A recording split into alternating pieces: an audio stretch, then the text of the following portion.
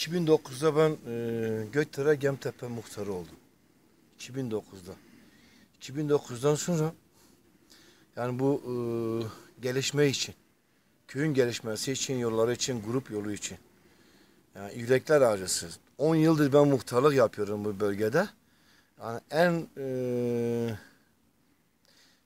kısıtlı olan yol. Yolumuz yok. Halen de yolumuz yok. Arkadaşlarım da biliyor. Poldaki arkadaşlarımız da biliyor.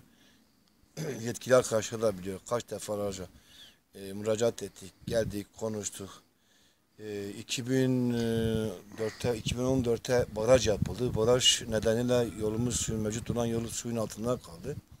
Şimdi oradan başka bir yerden yol verdiler. O yol da çok sağlıklı değil. Hep haylan kopuyor, geliyor. Yol durumu kelek. Şu an yetkili olan Elazığ'daki bizim yetkilerden ta bakanlığa kadar yol durumu çok kötü.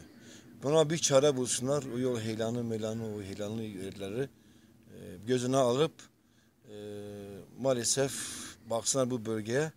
Bu bölgenin durumu iyi değil. Yolu olmadığı için iyi değil.